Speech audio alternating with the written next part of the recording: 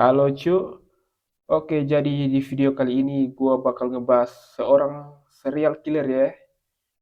Ini orang gacor parah cok, bukan yang racunin korban, bukan juga yang main belati di malam minggu. Yang ini beda level bro, dia punya pesawat, dia terbang ke tengah hutan Alaska, bawa senapan, dan korban-korbannya disuruh lari dulu, biar dia bisa buru mereka kayak binatang. Yes, ini bukan film action, ini nyata. Namanya Robert Hansen, alias The Butcher Baker. Tapi sebelum kita masuk ke inti ceritanya, mari kita kenalan dulu sama pelakunya. Jangan-jangan lo pernah ketemu sama Doi pas lagi liburan ke Alaska. Nah, jadi si Robert Hansen ini lahir pada tahun 1939. Orangnya pemalu, gagap, dan sering dibully. Nah, jadi si Hansen ini tumbuh di bawah ayah yang keras. Jadi dia lebih sering curhat ke binatang buruan. Dia mulai nembakin binatang dari kecil. Burung, rusa, beruang, semua dibabat. Tapi makin gede, obsesinya pindah ke target yang bisa menjadi lebih keras, yaitu manusia. Dan seperti penjahat-penjahat lain, hidupnya tuh kayak origin story superhero lain, Marvel versi Sad Boy. Hansen nikah, punya anak, buka toko roti. Dia tukang roti yang kelihatan kalem banget. Warga lokal bilang dia baik, pekerja keras, dan murahan pas jual donat. Tapi di balik loyang donat itu, dia simpan catatan Polaroid berisi wajah para korban. Dari luar kayak om-om penjual roti di kompleks. Tapi isinya monster, cok. Nah, modusnya begini. Dia culik cewek dari klub malam. Ya, kalian tahu lah, itu di klub malam itu mayoritas ya pekerja seks komersial. Jadi ini cewek-cewek ini dia ikat dan bawa ke hutan Alaska naik pesawat pribadi. Lalu korbannya dilepasin di tengah hutan, kasih mereka head start, terus dia mulai berburu. Pakai senapan, pakai pisau, kadang pakai panah. Pokoknya kayak gabungan antara The Hunger Games, Deliverance, dan psikopat. Dan karena itu Alaska, mayat korban susah ditemukan, ketutup salju, dimakan binatang, atau hilang di sungai. Nah, karena korban-korbannya tuh nggak dianggap penting sama aparat, mereka dianggap nakal, suka minggat, atau bukan warga tetap. Padahal ada belasan laporan hilang, tapi semua dianggap biasa sama kepolisian. Ini bagian paling ngeselin sih, karena sistemnya bobrok kayak di Konoha. Sampai akhirnya muncul Lisa. Nah, si Lisa ini korban yang berhasil kabur, cok.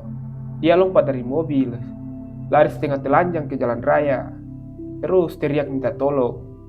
Polisi awalnya nggak percaya, tapi pas Lisa nunjukin kamar Hansen, senapan Hansen dan pesawat Hansen, barulah mereka mulai nyambung. Disinilah kasus mulai goyah. Si Hansen tukang roti ini mulai panik. Nah, jadi setelah beberapa hari kemudian, polisi dapat surat izin geledah. Mereka ke rumah Hansen. Dan dari hasil penggeledahan, polisi menemukan koleksi senjata, foto-foto korban, perhiasan korban disimpan di lotek, dan peta hutan dengan tanda X yang nyambung sama lokasi mayat.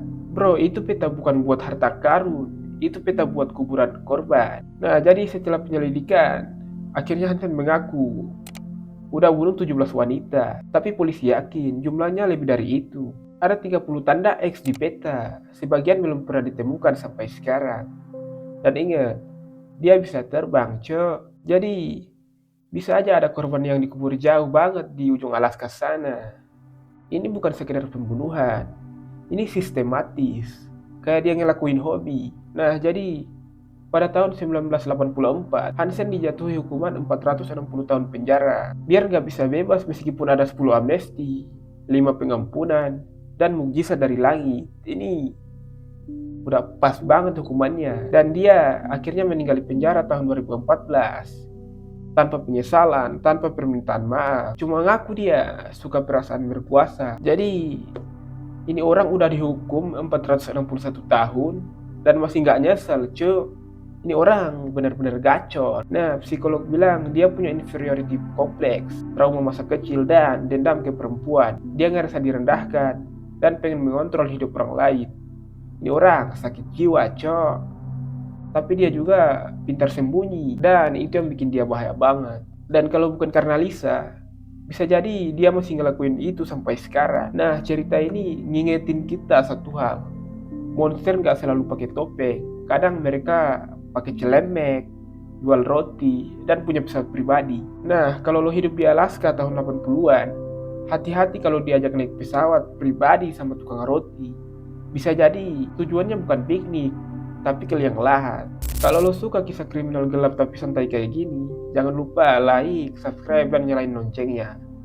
Oke, sampai jumpa di kasus selanjutnya. Dan ingat, jangan pernah percaya 100% sama senyum orang asing. Apalagi kalau dia bawa senapan dan bilang, ayo monggo lari dulu. Nah, kalau kamu suka gak kayak gini dan pengen kasus lain misalnya dari Jepang, Rusia, atau Indonesia, tinggal bilang aja. Mau yang lebih psikopat bisa juga. Oke, nanti kita bahas di video berikutnya. Bye bye.